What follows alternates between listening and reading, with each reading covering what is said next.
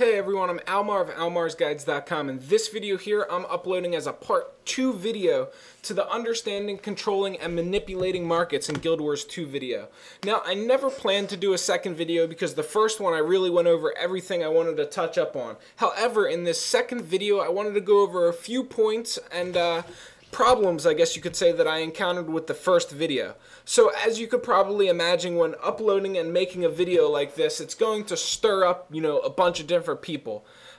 You're going to get a bunch of trolls that just will, get on your ass for anything at all. Like, one of the first negative responses I got for the entire video was I said nom berry too much in the first video. Which my response to that was, nom nom nom nom nom. So, I mean, if honestly somebody can only find something, as simple and as small and as minuscule as saying one word too much, the example that I was giving, and I was reading pretty much what I had typed out from my script, well, I guess I did a pretty good job with the video then. Another problem I ran into with it is, pretty much I get this a lot. There's always these conspiracy nuts that are completely, just whacked out of their head that think every video I upload or everything I do is a conspiracy to make a lot of money in the game myself. I'll tell people, do this and do that so I can, do the opposite and make a whole bunch of money off of them.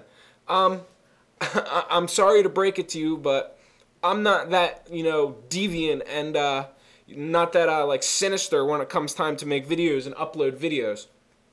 Everybody has always gotten on my ass because I'll make I'll go make a video saying, buy this item and resell it at this time, and everybody thinks I stocked up on it to go so I could, go resell it and do, a whole bunch of stuff and completely, jack all of the money for myself.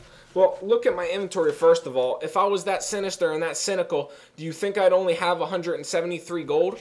Also, I haven't played this game in, months, pretty much. And also, they all think that, maybe they think I uploaded the video to be quote-unquote a good Samaritan or something like that, the angelic type of person that goes and helps people out more than anything else in the entire world. I mean, as much as, I'd like some people to think that, or, some people might think that, it's really extremely far from the truth.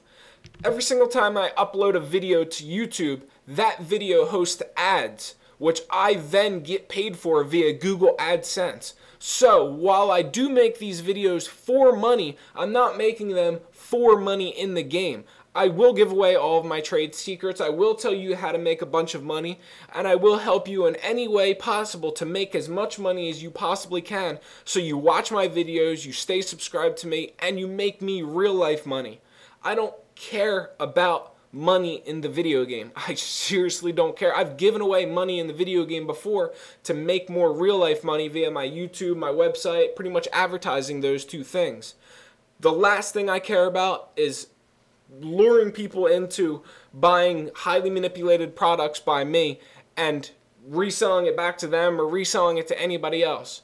I don't care about that because I don't care about making money in the game. I care about figuring out how to make money in the game and then telling you how to make the money in the game, so that way I make more videos, which makes me more money, which means I can afford a better, happier lifestyle than what I did before.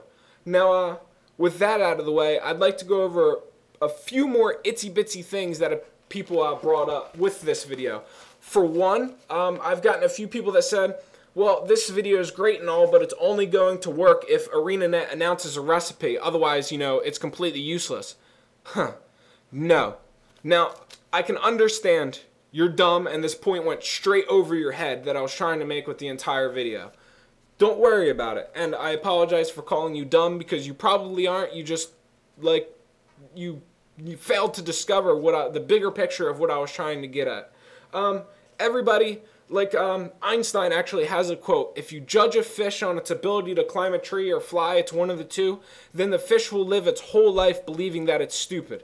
Everybody is good at something, and you have to figure out what you're good at and judge them on that. Everybody's bad at something too. I'm horrible at math. I can't do math to save my life. However, I'm, you know, a savant in other areas. Everybody has something that they're amazing at and has something that they're terrible at. I'm good at this type of stuff. I'm good when it comes to human psychology and messing with economies and doing stuff like that. It's always been my thing. And, you know, I'd like to make money by helping people do the same thing. And if I can make money by uploading videos to YouTube to help you to mess with economies, you know, then I'm doing what I like, playing video games, making videos, also doing what I like, messing with economies, and I'm making money for it, and I don't even have to continue playing the game after I make videos like that and like this, because no matter what, over years and years and years, these videos will still get views, I will still get money for them, and I will profit. Therefore, I can go from game to game to game, make videos pretty much giving the same advice in different ways to all across different games, and that's how I make money and how I make a living. You know, this isn't one big Ponzi scheme to try to suck all of the money out and give it to myself so I can, you know, be rich in a game I play maybe once a month. So let me give you, back on like a relevant topic other than a rant, let me give you a few more different ways that the previous video, quote unquote, part 1, could assist you in making a lot of gold. Now, I gave an example of a recipe. ArenaNet might announce a recipe that becomes, you know, popular and blah, blah, blah, blah, blah. And everybody thought this was the only way that you could get this to work, but it's not. Say that there's a popular YouTube personality out there, similar to, you know, like a really popular one in World of Warcraft. I've heard these names before, but I have no idea who they are. Athene, Swifty or something like that. And there's a few more that are popular in World of Warcraft. These guys have hundreds of thousands of subscribers, at least I think they do. And if they say something, people listen to it. So maybe, you know, some guy similar to that who plays the game that you're playing, Guild Wars 2 right now, will say, hey, you know, I found this really new cool farming location in Ore. Everybody come check it out. That it can apply the exact same way that it applied to the other video. You know, everybody's going to go there. You know, a lot of the subscribers, say like 60,000 people, they all start farming all of the items that they farm over there in that location, drop in price. Since they're not in other zones where they used to be, those items go up in price. All of the recipes of those items involved on both ends of the spectrum either go down or up in price. And that's another example of how it can work. Say ArenaNet adds a new dungeon in an unpopular zone. While people are out there waiting and looking for that dungeon, they're probably going to be running around gathering items. So those items are going to go down in price, and all the recipes using them are going to go down in price. Therefore, you know, same rules apply with the other video. You want to offload the items that go down in price before it actually happens, and then they'll be out of the zones that they used to be in. So those items will go up in price. And now you may wonder, how do I figure out what zones they used to be in? Well, say it's a level 60 zone, right? And it's going to be added into, let me bring up my map in Guild Wars 2 right here and start going through the level 60 zones. So say they were in, you know, Fireheart Rise before, right here. And a new dungeon was added in, let's see, something down here, Sparkfly Glen.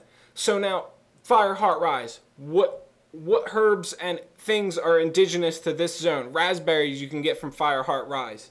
And there's a bunch of other herbs that are indigenous to that zone. And what herbs would you be able to get then from Sparkfly Fen?